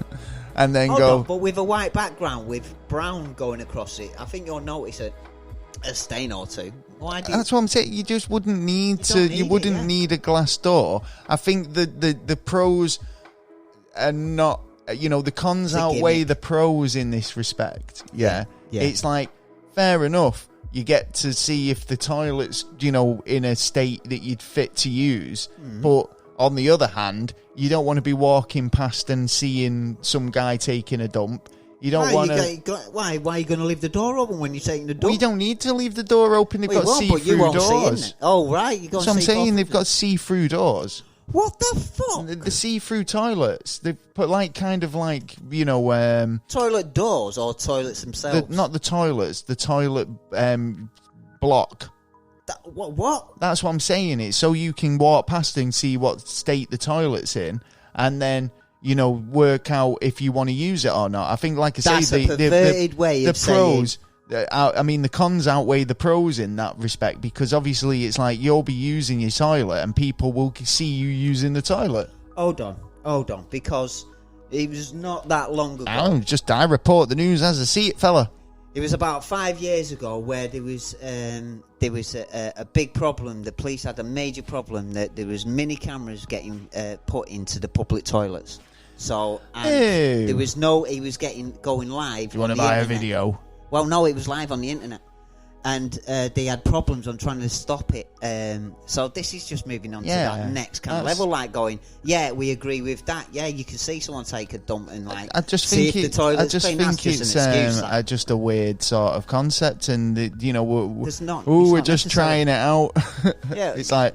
All right. Yeah, but the question, who will try it out? No one's going to use it. Exactly, it's going to be the cleanest toilet ever. Exactly, that's what I was just about to say. It was like, do you know what? We're going to put more of these toilets in because they're really clean. Yeah, they're cheap to run. Everyone's really kept them clean. Yeah. I think, we'll get more of these. And it's like, no, and everyone's fucking needs a toilet elsewhere. Yeah, you piss on the outside, don't you? Meanwhile, I'll piss on the outside if I Well, that's more exposed. Well... No, because if you're in the toilet, people are looking in. If you're having a wee, you'd be all right. Because you're not facing... I mean, ladies, obviously. Well, no, if all the doors are all the what they should do is do that half-frosted glass stuff, so at least that you're standing up high. If you go over... No, if you go over, you can look... none of that there. You can look over the frosted bit and go, that's a bit dirty, that I'm not going to use it. But if I'm sat down on the toilet, nobody walking past could really see. They'd see someone was in there and know not to look over. But it was clean enough. So what's wrong with you walking in, looking into the bowl and going, oh, right, that's fucking manky, or That's what I said earlier. That's what I said at the beginning. There's no point of doing just having a look. Yeah, just have a look. Japan. I bet it's down to the cost, because it costs us, if we went into a toilet in the train station, it costs us before we go in. Yeah, not all the time. But they get cleaned, there's a cleaner always in there. Spraying you with a bit of you might have missed a bit of shit on the side, but that's something to piss at, innit? You know what I mean? Oh my god! Where are you tone? The tone of this show. Hey, we've got affiliates to think about now. Yeah. Anyway, I've got a story here. Have you? Some hopeless romantics. Oh, there's a few of them out there. And these were hopeful romantics. They ended up setting fire to his house. What? Because he was trying to be romancing it up, wasn't he? But he got candles out. He was all like, boom, chicka, boom, boom. He got his Barry White CD out. Yeah. Stuck it on. CD? He was getting the CD. Yeah, that's old style, isn't it? Got his MP4s MP3s going. Got his iPod. Yeah. He was blasted. He was got the mellow right, got the mood on. right. Dimmed the lights down. Thought I'll get the incense burning, candles on. Ice cream's in there. Yeah. Well, and walked out, and then, or was he playing around when it started? Was he in the house when it happened? Well, this is the thing, right? He was in the house. What he decided to do was surprise his sweetheart. Oh. Now, it was a very romantic gesture. That is a surprise. It was a very romantic gesture. I've got to give him credit for this, right? Yeah, but he arranged 100 tea lights, right, that spelt out "Marry Me." Oh, right. On the floor. Yeah. Then he went out to pick her up and bring her home for a surprise evening. See. So Barry's there. He's thinking, yes, I'm going to get in. I've got trust them tea lights. I've got the Durex Pleasure Gel on ice. Yeah. Champagne. Yeah. I'm ready. He knows it's game on because it's Wednesday. Yeah. It's propose night. So he's thinking he's going to get some action. He's come home to find fire crews rushing to the scene. So basically they had to there was dark smoke coming from the entrance of their flat in Sheffield, Yorkshire. He was wounded. No. Deviled, but I mean, I wonder if he still asked her to marry him. Do you know what I mean? I think he would have, because he's reported it. It's like, I know it wasn't the okay. Well, I would have done it outside it. Yeah, you remember this time? Bang. Yeah, that was when the house was burning down. I hope he took the ring with him. Because obviously, if he's going to marry her, he could have left it in the house, just for safekeeping, knowing he's going to pick her up. Oh, I hope he did engagement ring outside the fire. I hope he did. Well, what could go wrong? Well, that could have... Well, on fire, obviously. Oh, mate, he said he put balloons and candles everywhere. Now he's got to pay for a wedding as Oh, well. and he just wanted a nice, like, little romantic thing for his bird, man. Yeah. Oh, bless him for trying. A for effort. Man. Hey, definitely A+, bud. Lord, A+. oh my God, there's a photo and his house is bad. a mess. Sorry, bud. Yeah, oh man. Well, that's the shit. have you got anything else? I've got one or two more stories. I've got some NASA news. Check this one. Ooh. So, an abandoned pub. Oh yeah. There was a weird smell and badly parked cars outside it. Yeah. Now, bearing in mind it was abandoned, but it led to a police investigating it and a huge cannabis farm being busted. Oh here shit. In the UK.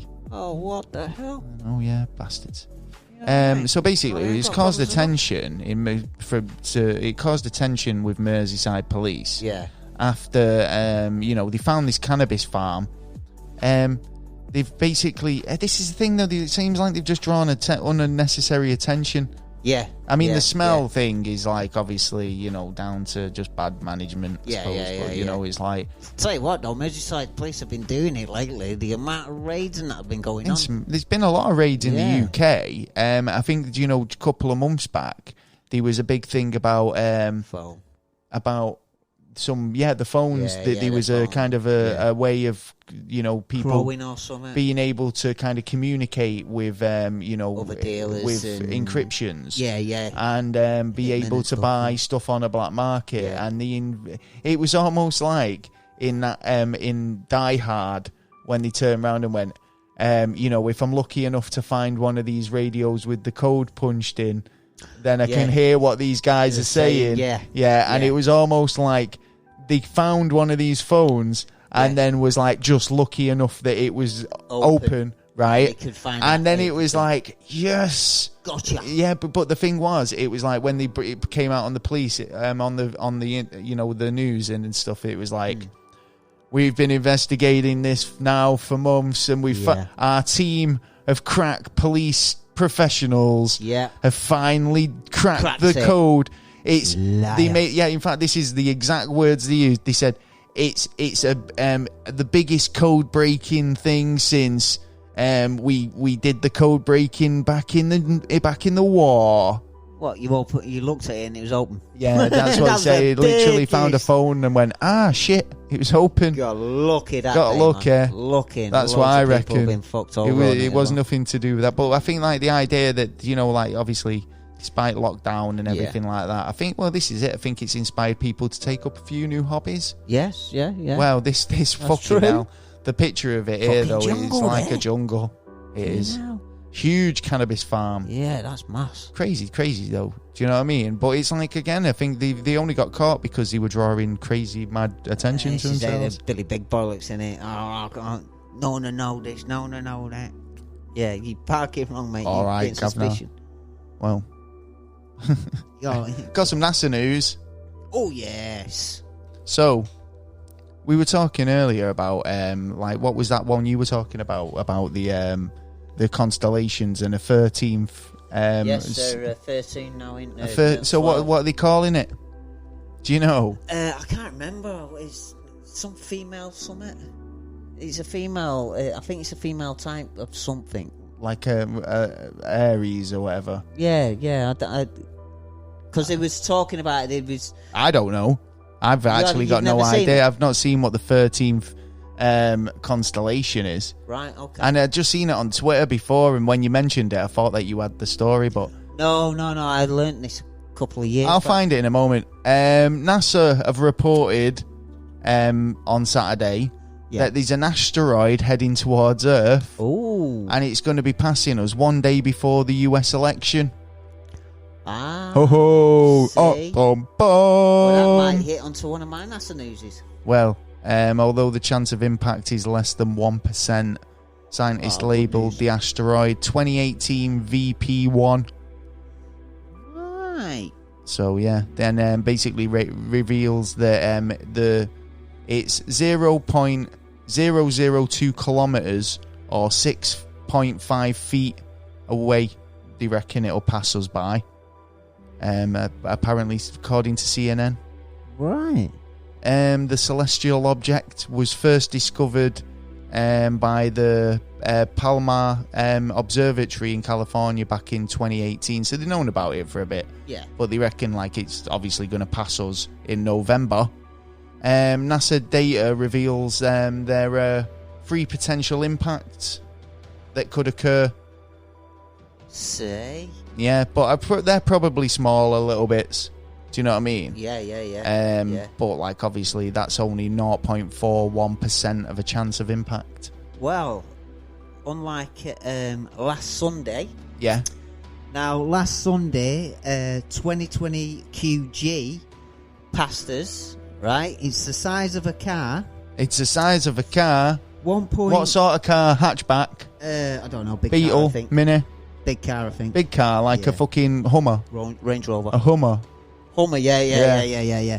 Well, it come close to us. 1,830 miles, which breaks all records to be the closest asteroid to ever get close to us. And NASA only seen it 6 hours after it passed us. Right. And if it would have hit the Earth... We would have been screwed, boy. Nah, not really, because what it would have 2020 strikes again. It would have come down, it would have blown up in the air, and you know the Russian explosion of the meteorite there? I can't remember what it's called now. Where it blew the forest. Oh, right, I don't know. I can't remember what it's called. Well, what it would do is it would blow up in the air and it would create possibly a worse disaster. Right, depending okay. How far up it actually explodes. I think you lost me there a minute, but I get where you're coming from. Sorry. Is that done that one? Sorry. NASA, yeah. I've got this NASA. I was just kind of trying to find my next story. I do apologise. But you were telling the listeners as well as me, so I don't feel too bad. NASA investigate an anomaly in the South Atlantic.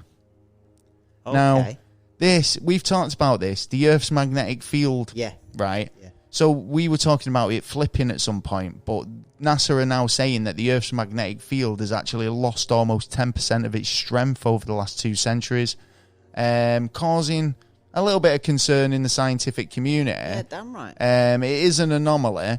Scientists at NASA are investigating the mysterious South Atlantic anomaly, a region of weakness in the Earth's magnetic field that is growing in size. Yeah. On average, the planet's magnetic field has lost about 10% of its strength over the last 2 centuries, but there's a larger, isolated region of weakness that's developing over the South Africa and Africa and South America.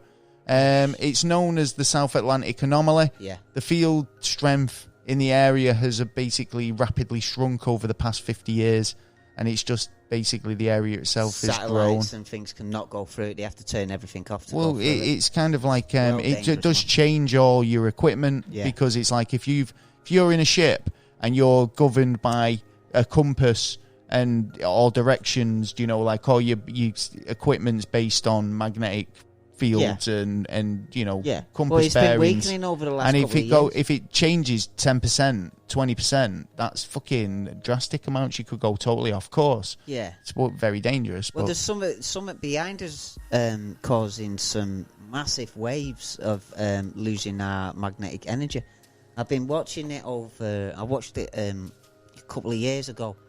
Over a period of time, and it's from NASA's equipment stating that the field was even lower satellites. It passed the satellites, and that is right close to us, and then it went back out. But behind us, behind the field, there is something else going on there. There's some waves and movements how it shouldn't be. Do you know? Around. Well, there's loads of things to consider. I mean, like in terms of like what it means in terms of putting the planet into danger. Yeah. Obviously, the Earth's magnetic field repels and traps dangerous solar radiation, such as like solar flares and stuff like that. It means that if there's a weak spot, then you get kind of like coming through. Yeah. Without without it, without the protection of the magnetic field, this radiation could basically directly harm life. Yeah. I think obviously, it can destroy boats, ships, aircraft. Yeah. It could destroy all our lives, how we live now. It could or the destroy electric. It's life. like a big EMP.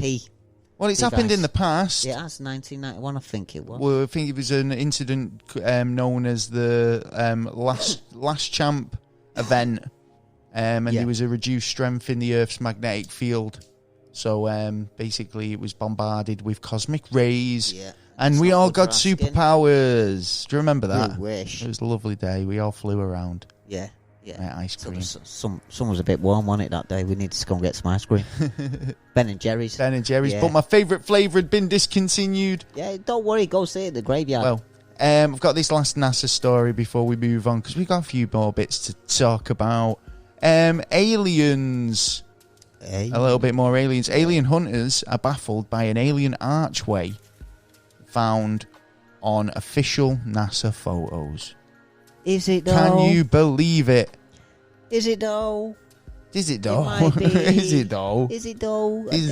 Don't know. Might be. It might be no. It might be some blade. Well, I mean, an archway, might be a right? jumper. An archway is like something. I mean, it was an elephant last week. Come on. It was a big elephant. Now, I mean, now it does look like rock. Yeah, but does it look like it's? Does been it built? just to me look like another stab in the dark at somebody trying to claim that they found something that looks like something else? I think it's a stab in the dark again. Until we actually get there, we can't fucking say. That's so what there's I no think, point guessing about it. What I think everyone should do is stop fucking looking at this stuff like this. No. I mean, I appreciate looking, but don't report it, because at the end of the day, when they do get up there and it's not what you said it was, you're going to look like a pleb, right? So just but then don't. Again, the face on Mars. Write it down. The face on Mars after they sent another satellite. Document it and that, but I still reckon that the face on Mars is possibly still the face on Mars. It's just the way they've processed it that it looks different. No, because I think different satellite images. I think when it first came out, it looked more like a face because we got lower contrast images. Now we're getting better high resolution. You can see things for what it is. I think it's like I say, we're going to be having the new lunar rover with drone capability soon. So it'll be a case of that we'll be able to get way better high resolution imagery. We'd hope, that he's going to be able to take more video, more photos at a lower altitude, which means we can get definitive proof of these objects. We can fly over this archway or whatever it is. Go and have a look at this elephent. Yeah, but it takes ages to get there. You can't go there and then go there. Elon Musk is hoping for us to be there by 2050. Yeah. It's only 40 years away, mate, and we'll be able to answer all these questions. We're able to go over and go, rock. Yeah. Rock. Building. Alien. Shit. Right. Yeah. All right, he was right about the elephant. Yeah. Well, I got a story. Massive lava tubes. Oh, God. Sounds pleasant. Mars and the Moon could be home to life, researchers find. In a lava tube? Yeah. Lava's hot, you know that, don't you? No, these are empty. They're between 100 to 1,000 times the size of Earth's lava tubes and about 25 miles in other words, long. an underground system of tunnels. They reckon that, I don't know if they're actually saying that's where we'll be looking to live in them. No, I think Elon Musk. We've seen already. Elon Musk's vision of a Mars city. Yeah, but it's actually a good idea. Don't forget. Living in a tube. Well, supposedly, when the Great Flood happened here, that people buried underground as well. There's tunnels and proof. Oh yeah, totally. I mean, well, the idea that when we arrived, that the lizard reptilians all kind of went underground, and that they're still there living in the hollow earth. Now, or Among Us. Oh God, yeah, the hollow earth. Yeah, actually, I was watching something on that today. I mean, like the fact that there's that whole thing about like the aliens living in the Earth and living under Mars because the surface became uninhabitable. Well, if things right, think about it. What would we do? Would we? I mean, as a human race, if we had no option, we couldn't evacuate off the planet. Yeah, we'd end up going underground. Yeah. So it's not far, kind of, amongst the realms of possibility, I suppose. Oh, exactly. Yeah. So there you go. Well, that's my news for this week. Yeah. You got any more? As well. Yeah. Finished. Pitching. Smoked it. Ding-dong. Well, there you go. There's your news from NASA, the world, and beyond. Oh, yeah. And we've got a featured podcast this week. We have. A new one. We have. Oh, yeah. Give it up for the amazing world of Talking Shiz. Yes. Talking Shiz. Yeah. Yeah, Mum. So they basically describe their podcast as it's like a radio show, no real topics. Everything's made up. Right. And their opinion doesn't really matter. So he said, just sit back, relax, and enjoy the amazing world of Talking Shiz. Yeah. And we've got a promo, so we'll just check it out, see what you think. In a world of utter randomness, one podcast stood out from the bunch. And it was the amazing world of Talking Shiz. Sorry, I had to clear my throat there. Yeah, it's just mainly randomness. And focus is definitely not being focused on at all. No. Our podcast is definitely no theme at all. It's literally random and talk about literally everything and throwing in random jokes at any given time. We're on Spotify, Apple, and Google Podcasts. So go ahead, tune in. New episodes weekly. And we're international. Very, yes. Very well. So tune in. Follow us on Twitter. See you there. There you go. Yeah, man, that was great. Hope you enjoyed that. So you can find new episodes weekly of the Talking Shiz Boys. You can. Over on wherever you get your podcast. They'll be talking shiz. And we love that shiz. We do. We love shiz. Yeah, so yeah. If you want to get involved and want to drop us your promo, we'll try and fit you in. Yep. And obviously, we've recorded one now, so we'll get yours, ours as well. Yeah. We got some listener questions, but first, I posed you a question earlier. Yeah, I wasn't even thinking about it. And I was wondering if you'd twisted your melon, or it's gonna be you've solved it. Have you solved simple, the riddle? Have you solved this week's riddle? Do you want me to read it out again? Yeah. Giving me thoughts together. Giving you your thoughts, all right. So, what is harder to catch the faster you run? Light? No, unfortunately not. I'll give you one more. Sound? Oh, I'll give you one more. Aye. What's harder to catch? Space. The faster you run. It's going to be something behind me, anyway, when I'm running. He's good. He's going to be failing another riddle challenge. And I bet it's something fucking simple. You're going to kick yourself when I tell you what it is. Do you want me to tell you what it is? No. Do you want me to reveal it? I've got the big reveal. I wish I had more time thinking about it, to be honest. Right, I'm going to give you a couple more minutes to think about it, right? So what? There's people out there screaming the answer out. Scream louder. I can't hear you. Right, okay. Well,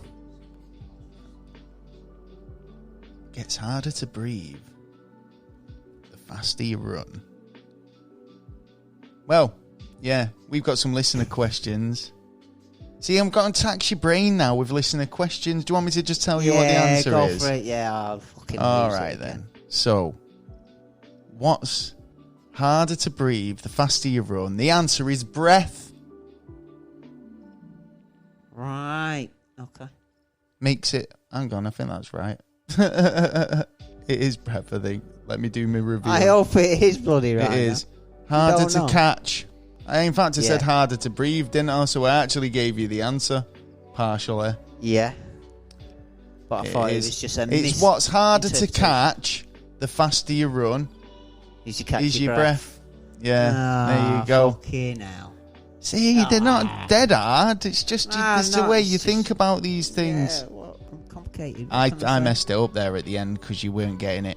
Anyway, listener questions. We've got a question here going about ninjas earlier. Oh, yeah. Westerns or Kung Fu, says Geek Exploration. podcast. I like a good western, but I like good kung fu. What's as well. the harm in having a kung fu western? Nah. Western? West fu? I don't think it'd work. Or they would have done it by now. It's a West fu movie. It might be a future thing. Oh, no, they did, didn't they? Shanghai Noon? Yeah, they did. Yeah. All right, there's my... I'll watch Shanghai Noon and I'll be happy with that. Yeah, I'll there go you go. kung fu. I hope that's answered your question. Shanghai Noon. Yeah. How do we feel... Wait, hang on. With my hands. Gareth asks... Hey, how do we know not to fall out of bed when we're asleep? Because you're... I'll tell you, Gareth, because you're not an idiot. Yeah, and because your body... Because we went through this. We did, actually. Yeah, sleep paralysis episode, if you want to go and check it out. I think most people do kind of, like, don't really move. Because you've frozen, your body lets out a chemical to freeze your body from making actions of what you're dreaming of. It's called Rohypnol. Yeah, we wish. Liz has asked... this one's specifically for you, Taylor. She says, what was the small black void thing her and her friend saw at her farm the other day? And apparently it was scuttling across the floor. Squirrel? Fuck those. Black she squirrel? said it was a void. It was a void. Yeah, a little black void. She said a friend saw it, and she saw it at totally different times of the day, and it was zipped across the ground. Try and take a picture of it. She has all that. Cameras out on the property, so she might have got if a you've picture got a picture, of it. send us a picture, and Who knows? I'll try and answer your question. Yeah, that's a bit. Ariel from Malice podcast has asked, if the moon was made of green cheese, would you eat it? Green cheese? I wouldn't. If Blue it was, cheese, if it was green, no. The only cheese I'll eat is nice cheddar. cheese. I don't do veiny cheese or mouldy cheese. Yeah. And if it's green, then I'll be like, nah, I'll be all right. It's got to come out of a cow first. Plus, but she also follows up. She's got a follow-up question. All right. And if you were a hot dog, would you eat yourself? Yeah. Funny enough, I was asking my brother the other day that I wanted a hot dog. So I had a hot dog. I had a hot dog yesterday. Did you? Yeah, but I actually had a Thursday, conversation about hot dogs because I'm not. My older brother used to eat these hot dogs that came in a jar in watery sort of like brine. Yeah. And that put me off. Yeah. Right. Get proper sausage, man. That's why I don't understand why people don't like. I mean, real sausage. Yeah. In a hot dog bun. Yeah. Is like far superior. Why is that better not? For you as why well. is that not a thing? Why do they always have to go for the weenies or those really kind of processed hot dogs? Yeah, but that you boil. There is something about them, though. Oh you know yeah, there of is course. something about them. You know, it's not sausage, but it's sometimes. Sometimes I think like they don't have any taste, and then sometimes I just think they taste a bit salty. Well, yeah. I don't know. Maybe I'm not. Maybe there's some people who out there who use real quality ingredients making hot dogs, but I've not found eat him. one of them on their own, but I will eat them in a bun with tomato ketchup on. Well, there you go, Ariel. I hope sausage. that has answered your question. Yeah. Boo. We've got some Patreon shout outs. We have. Oh God, yeah. Love our Patreons. Oh my days, cough it up, son. And evidence come out this week. There was a young man who ate a fly. What? Honey's good for coughing. For coughing? For coughing. They were saying about the corona, about stopping coughing. Honey. Mask it. Yeah. Mask your symptoms and be able to go clubbing. Yeah. Well, Patreons. Yeah. Hey, big shout. We're going to do some big shout outs today for our Patreons. Big J. Yes, Big J. Way. Well done, Eating sir. the Smarties there, son. Eating the sweets, living life to the max. Yeah, that's it. Close your eyes. Big shout out to Dunk Christmas. Dunk. Dunk. It's my own personal Jesus. Yeah. Well, big shout out to Jesse G. Yes, Jesse. And Mr. Elvis himself, Swoosh. Yes, swooshy. Thanks for the support. Don't forget to take your dog out. Chantel, thank you for all your help. Thank you. Brilliant, thank you. And there's our Patreons. If you want to become a Patreon and get your names read out at the top of the list, all you got to do is sign up. You do. You can sign up for less than a cup of coffee a month. Yeah.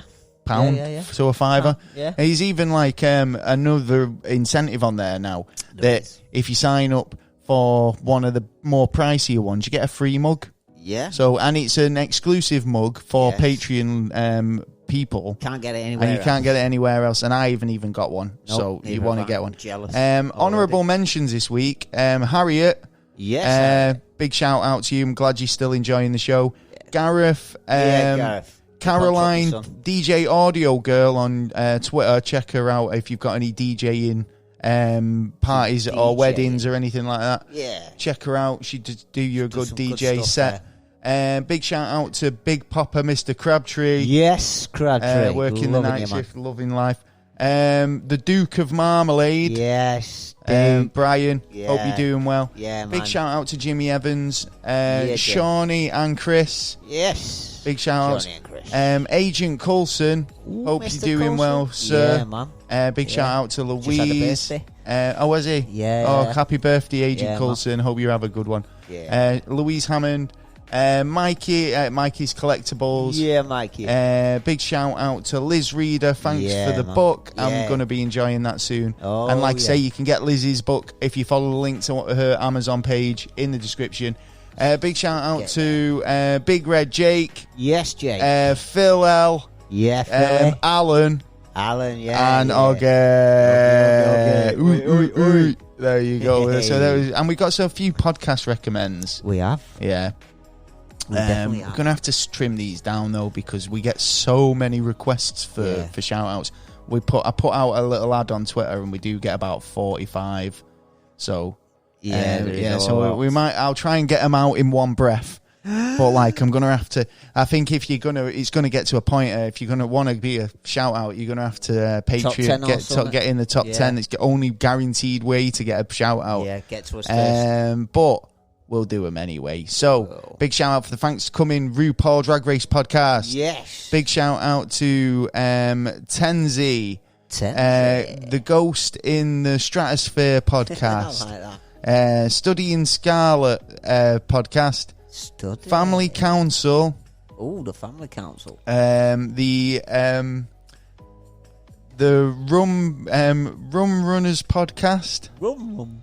What's that one? Rum Rummers. The Internalized podcast. I think we're doing it podcast. I think that's what we said when I think we're going to do it. The Super Media Brothers. Oh, media podcast. I like that. I like it's a good name. The Malice podcast. Malice. A bit of true crime stuff. Yeah. On Second Watch podcast. What happened to first watch? Oh, they watched it once and loved it so much they watched it again. Yeah. And you probably end up binge listening to their podcast. The Trilogy Pod. Oh. Straight Up Enigma. Straight Up. They explore the unexplained. Nice. And enigmas in life. There is a lot. The Cinematic Blind Spot. Adam and Josh take turns introducing each other a new movie each week. Wicked. The what is that? Unapplicably Us podcast. Whoa, that's a mouthful. Couple of best friends sharing their experiences, Share away. goals and more. The Listen with Curtis Elton.